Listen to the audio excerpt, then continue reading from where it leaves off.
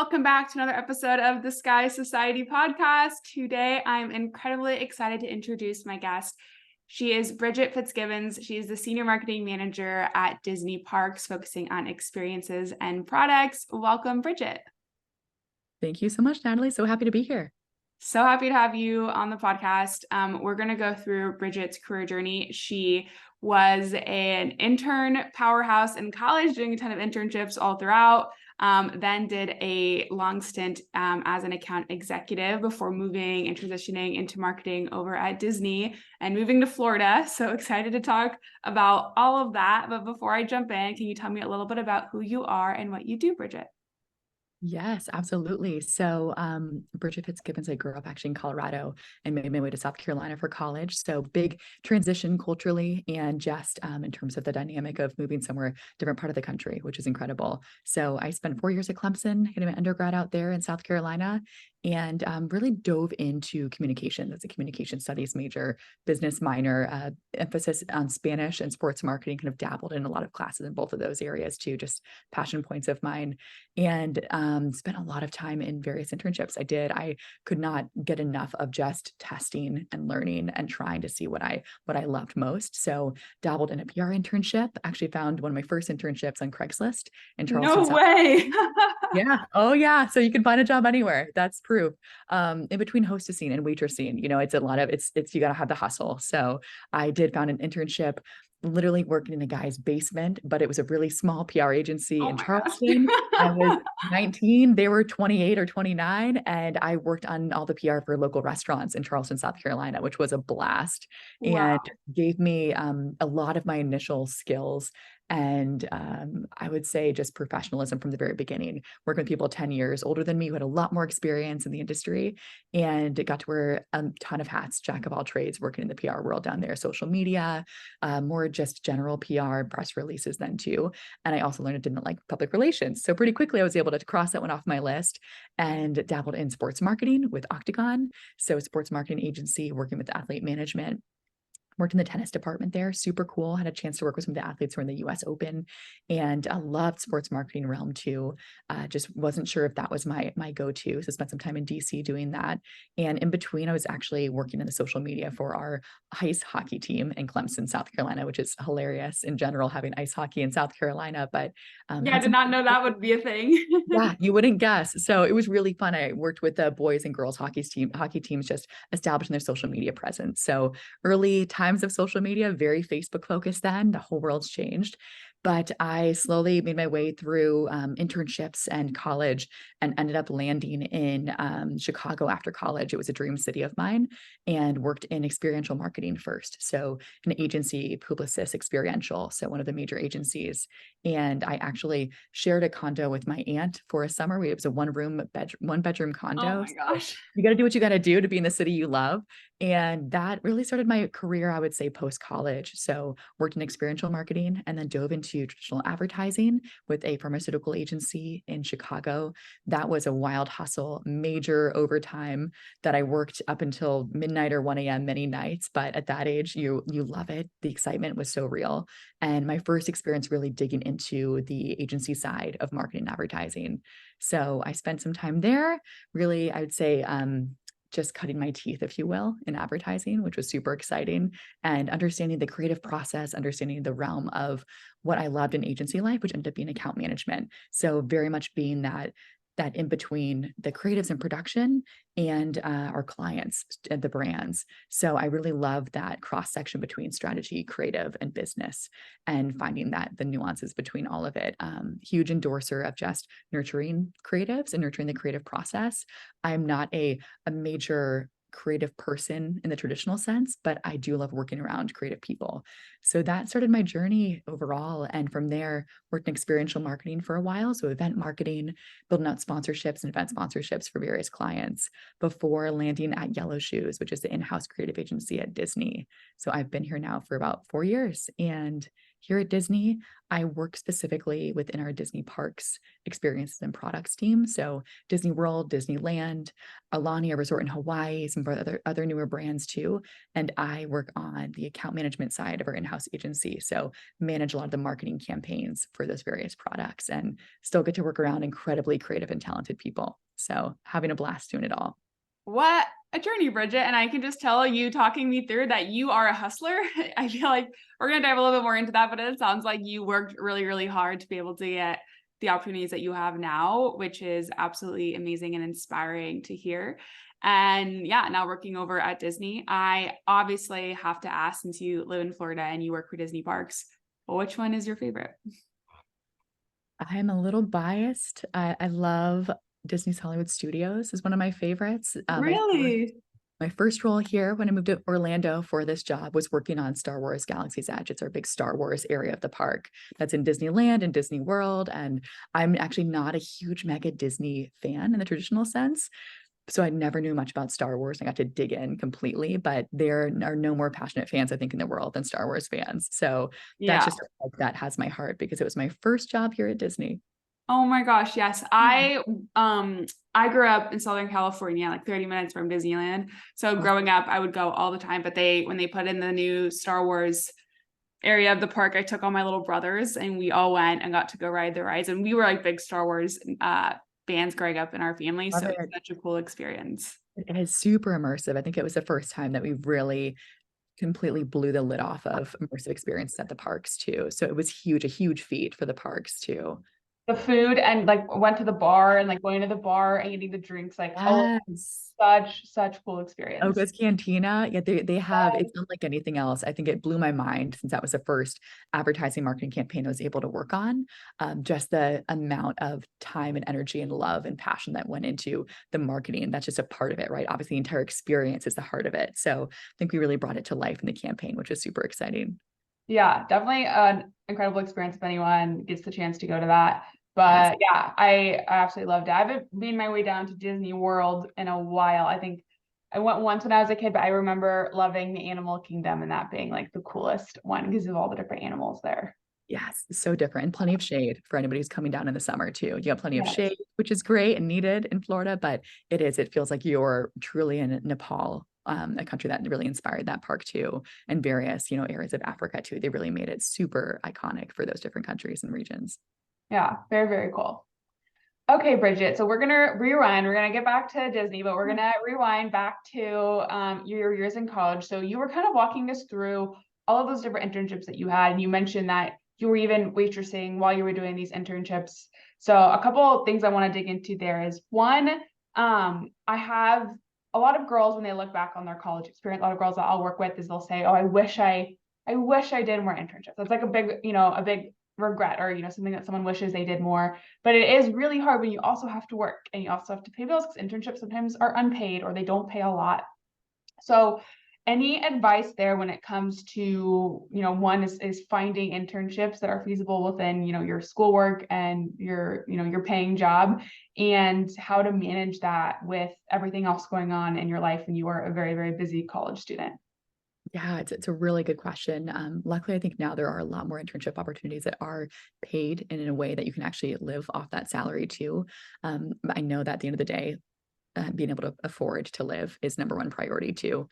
So I think finding those interesting ways to get experience that may not necessarily be traditional. My Craigslist example is way out there, but I think for me that makes sense because I needed something that was part-time so I could also have that full-time job as well that summer. And I think just be open to any of those opportunities to get experience, even if it's untraditional. I think there are different ways within your college experience. I think especially talking with different department heads, talking to leaders of different sports teams, just to find ways to get experience that may not necessarily be a full-time internship if financially it doesn't make sense. I think networking is huge. Of course, I think everyone knows that, but try to find those people that maybe are just a couple of years older than you that are doing what you think you'll love and really learn from what their path might have been, especially if they're already in your university realm, to just understand someone who's been through it really recently.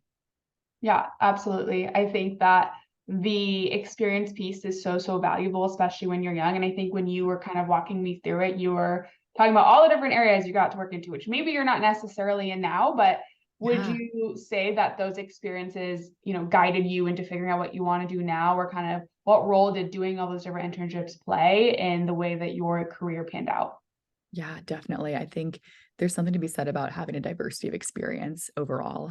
You can really dig into one specialty and it depends on what you're into, right? There's plenty of fields where the more experience you dig into in that one field or one side of the field, then it makes you a much more valuable worker and employee and human in that side too. I think for me, I was able to figure out what my favorite parts were about each of those different jobs and each of those different areas of marketing and advertising that I loved and latched onto. And to me, what the overlap was, and that was working with creative people, also working on marketing campaigns and seeing them brought to life and the human psychology of it. So I think no matter what that experience is, if an experience comes to an end, figuring out what you loved, what you didn't love as much, and take what you loved and be able to bring that into that next experience. And it also helps you can cross things off your list, right? You try this, and if it wasn't what you expected, didn't really pan out like you loved, you tried it, move on, see what you did love, and bring that into that next role. Yeah, I always like to say the best way to figure out what you want to do is to first figure out what you don't want to do. And the best way to Completely. do that is to just do a bunch of different things. Yes, and you get valuable experience and learnings and meet incredible people no matter what, which is the best part. Yes, amazing. Okay, Bridget. So, out of college, you started your career at Albertson Taylor. You were an account executive there, and then you went on again to McCann as a senior account executive. So, can you tell me a little bit about what this part of your career, what it was like, and some of the things that you learned from it? Yeah, definitely. So I think that that first job at Ableton Taylor in Chicago was really it was my first full-time job. And it was eye-opening. I think just the hours I was working, the intensity of the advertising industry in general, but also super inspiring. I worked with incredible art directors, copywriters, graphic designers who were just they were such incredible craftsmen and craft women, if you will, in that field. So that was amazing just to understand the industry, the dynamic, the structure, expectations. And I think it was a lot of the initial playing field that I had to take me to the next level. And with McCann, I think I excelled much faster because I had that good base for my first job too, and was able to help mentor other people in their first job, as well as just challenge myself even more so and know what my skills were. I think my first job was really understanding what I was good at and what some of those challenges were. And that next job, I felt much more confident too. So McCann was very much where I think established the confidence that I have today. What did you learn that you're really good at? Um, a couple things that I think come to mind specifically. One is keeping high energy in all the work that I do. I think everyone gets so bogged down by the work every day, and I force everyone to see the bright side no matter what, and that is so critical. It drives people crazy, but they know they need it in so many situations. The other is a lot of this is such a buzzword, but cross-functional partnerships, working with people across various departments, various skill sets, various experiences, and being able to tie us all together in one united front. So I think just people communication in that way too. And I think also nurturing creatives, like I mentioned at the beginning too.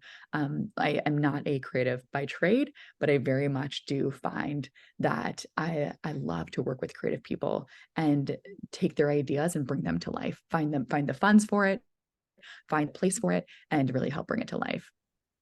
It's always hard, I know, sometimes to talk about the good things about ourselves, but I love that the things that you mentioned, I think are a little bit more unique to you. And I think it's important, as you said, to be mindful in these first roles of like what you are good at and to be really specific about it, because everything you told me was very, very specific. It wasn't just like you didn't just say cross-functional communication, right? You mentioned like specifically about partnerships and what you're good at that. And it wasn't just people, right? It was, so I'm really good at nurturing creatives and helping them bring, their ideas to life. And so I think that is really exciting to hear, because if you're a lot of people, I think when I read their LinkedIn about sections, it's a lot of the buzzwords and like keywords of like what they think that what they want to say that they're good at. But I think Completely. actually diving in and being really specific about your strengths is so, so, so important. And I think a great way that you can also market yourself when you are applying to jobs, because you have a really strong sense of your identity and what you can bring to the table. Yes, I love that. I think it's so key to keep track of where you think your skills are and what you think your superpowers are, and understanding where what those nuances are between you and another candidate. Say if you're interviewing for a job or someone else on your team too, what do you bring from the table that's different and unique? I love that. And if you don't know what that is, ask the people you work with, because sometimes if you can't see it yourself, the people around you will be able to like immediately tell you exactly what that thing is. You just have a Yeah. blind spot to it. It's great advice. I think taking a step back is so necessary. Feedback, right? Asking for feedback from people like, what do you think I'm good at? Where do you think I shine? What are my superpowers? That's great. So one of those strengths you mentioned was your power and your ability to work with creatives. Even though you are not the most creative person, you can really amplify their skills or really, help them bring an idea to life. For someone that is maybe like you and not so much a creative, but works with creatives a lot. I know at one of my roles, I worked a lot with like the graphic design team, going back and forth on getting assets and thinking about what a campaign would look like. And I'm similar, where I'm not the one that's the most creative person. But I'm curious of like any advice or tips that you have when working with creatives to make the most out of that cross-functional collaboration. Yeah, definitely. I think the reminder always that the work they're doing is so personal is huge. And that at the end of the day, we're all trying to do the same thing, just in different ways. That's something that I think is so key to keep in mind too, that we're all after the same goal, but the way that they think about it may be different than the way we do too. So a lot of it is just about how to provide the best and most respectful, constructive feedback when it comes to reviewing creative, say, reviewing work that they're doing for something too, because at the end of the day, someone in my role is thinking about the business and what the expectations are and the business priorities or strategy. So ensuring that the creative lines up with that is so key. I think it's really building the trust too, of the trust between the two of you or three of you or however many of you there are in that group. Because if you have that trust established, then they'll bring those riskier ideas or more interesting ideas your way Mhm. and not the safer ideas. So I think it really is about trust. It's about knowing how to give constructive feedback in the best way, and just listening too. Yeah, I think that those are all such great points that you make. And I think the trust piece is super key. And that ties into your first point of understanding that the work that they're doing is very personal. And so I remember I would make the mistake of like, you can come in and be like, you should change all of this, but like they did that with Yes, intention and there was thought behind it. And so exactly. it's so important to take the time to understand and hear them. So then yeah, they do trust you and they will come to you with different, the riskier ideas. So I love that you said that. And I think asking questions too, like 'cause like you said too, it's sometimes you don't know where they got that idea from or where it came from. And if it came from a place of that makes sense and immediately like, "Oh, I understand where that's coming from now. Now I can communicate that when we share it with our client or the approver of whatever this is huge. So asking questions about where that came from, where the idea came from, where it stemmed from, because there's always a story behind the ideas they come up with. Absolutely. Okay, Bridget. So you had this in here as an account manager for a while, or yes, an account executive. And then you switched over to Disney, where you are now the senior marketing manager for the Disney parks. Can you tell me a little bit more, dive a little bit deeper on what your role at Disney looks like? Yes, for sure. So now at Disney, like I said, with Yellow Shoes, an in-house creative agency, and we help produce the marketing campaigns for products that are launched within DPEP, which is Disney Parks Experience and Products. So the example of Star Wars Galaxy's Edge, we helped launch the whole marketing advertising campaign. So a whole omni-channel commercials, billboards, a lot of social media, of course, too, digital content. We did a whole airport takeover at the Orlando International Airport, which was amazing too. So all kind of full channel marketing campaigns. I help work with our creative and production team, ensure that whatever we are pitched in terms of creating and briefed on is on strategy, it's making sense for the business, and that it's incredible and up to the brand standards that Disney, of course, requires. So we have a lot of fun building incredible campaigns, but we have more fun, I think, really working through problem solving and challenges that come our way. I did help with the campaign that opened Disney World when we reopened after and during COVID at Disney World and Disneyland, and what that message was to our consumers. So the commercials that came out when we reopened, the social media that was out there to just help communicate that the parks are open, we're keeping your safety top of mind. So I help work with our creative and production team and our strategy team, as well as our commercial teams and many other teams at Disney, just to ensure our marketing campaigns out there are speaking to our consumers in the best, most relevant way, and that it's really helping represent our brand in the best possible light. Did you know this is where you would end up, or that this was the type of work that you wanted to do? Or when did you realize like this is what fits and this is what's right for me? Yeah, it's a great question. So I think it's a very untraditional way to get into Disney. I was reached out to by a recruiter during my time in Chicago from Disney. And I think initially I had no intention of moving to Florida, but my partner was living with in Chicago, was very tired of the cold. So I took her up on an interview and landed here at Disney. So I don't think I did expect it. I'm not one of the people who said it's like my dream company to work for, but I've always respected and loved Disney as a whole. It just ended up being the way it was, but I have loved the experience. I think there's no other brand that's more globally recognized and respected and appreciated in the world, which is pretty incredible. And there's just so much fun IP or characters and franchises that we get to work with day in and day out. So it's been a dream job for sure. But even if you take the Disney part out of it, of just working on these types of like marketing these types of massive experiences, I feel like, at least to me, seems like very, very eye-catching or very, very fun work to do, where you get to be very creative and innovative. And like you said, relaunching a place with crowds during the pandemic, that is Yes. a challenge. Or even launching a brand new, it's like the immersive experience at Disney is unlike anything else, and getting to be part of the team that is bringing that to the world definitely sounds very, very special. A follow-up question to that would be for someone who potentially is interested in a career path like this.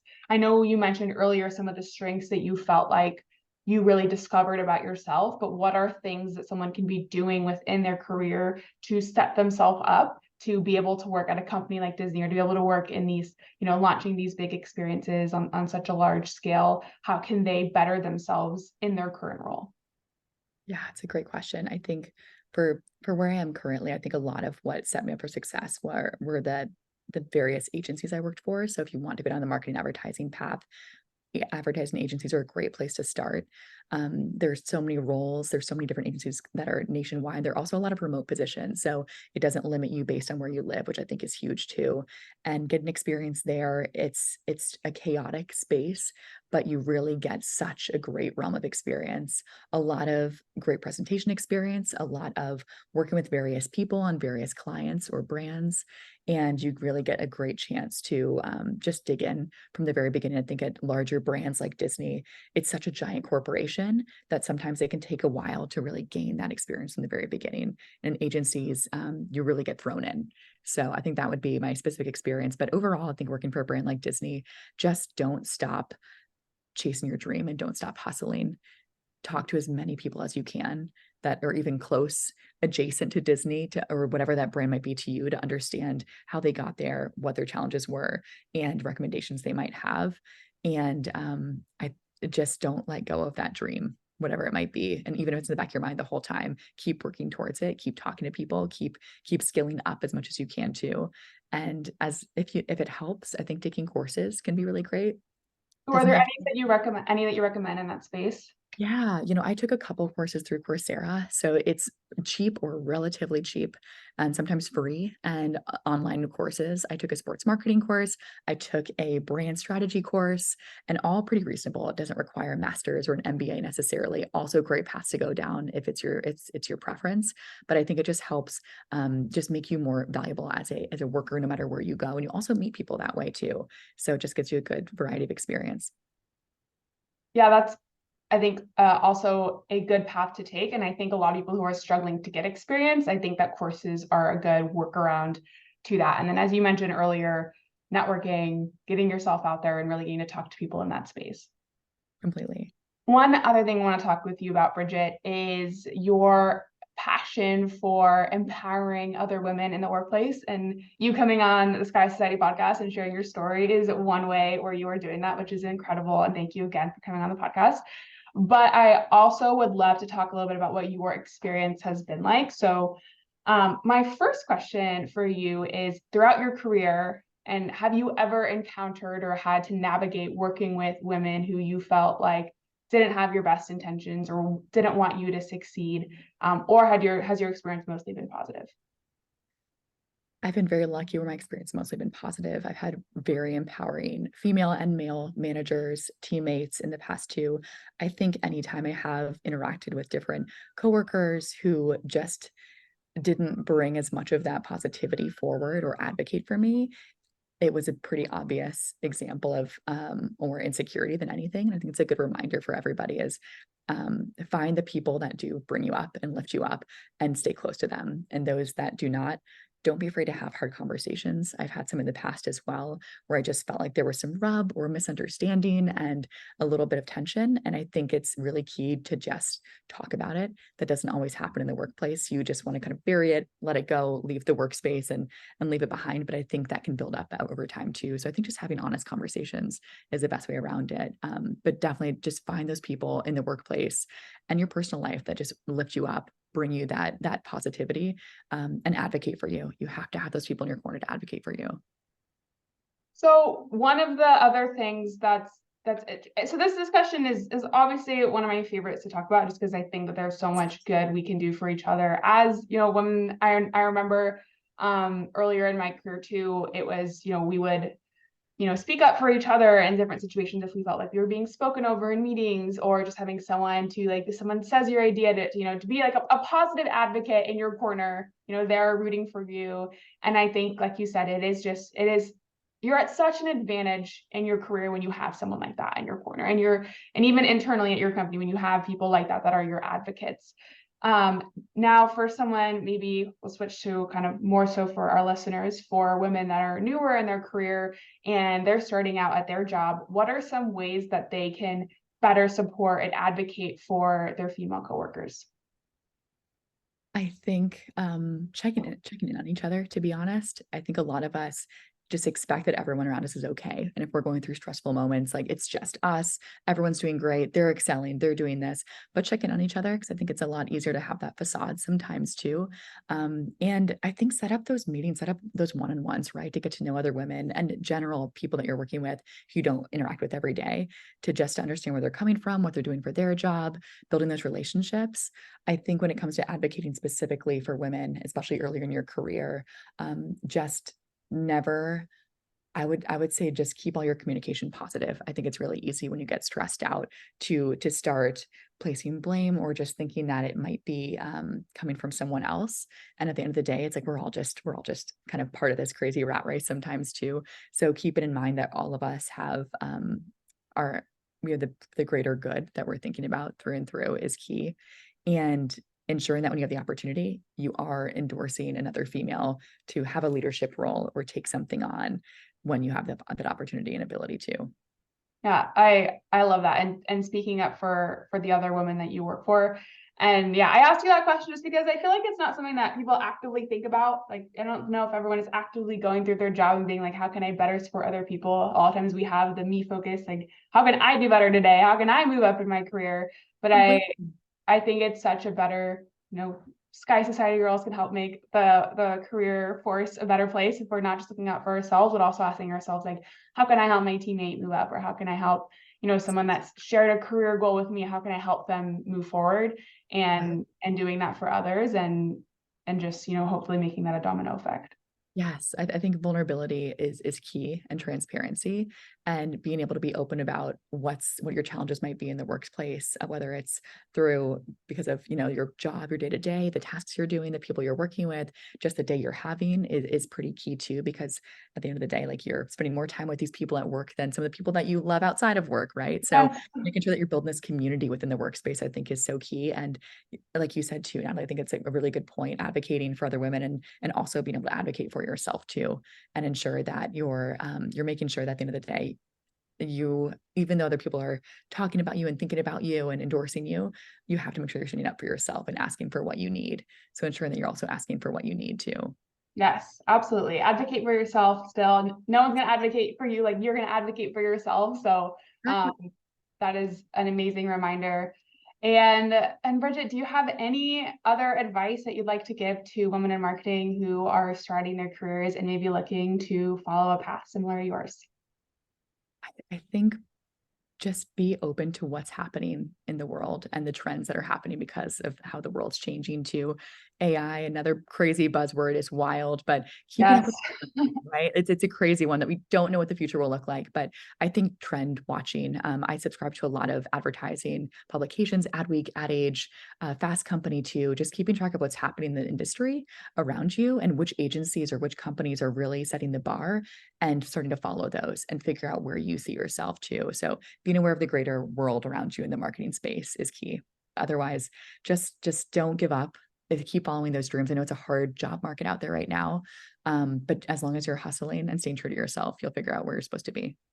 Oh, that's beautiful, Bridget. Thank you so much. And thank you so much for sharing your wisdom and all of your advice and walking us through your career journey. This was absolutely a joy to talk to you today. So again, thank you for letting me share your story and for coming on the Sky Society podcast. Thank you, Natalie, and thank you for letting me share the story with your whole community. I appreciate it. Love what you're building here. Thank you so much.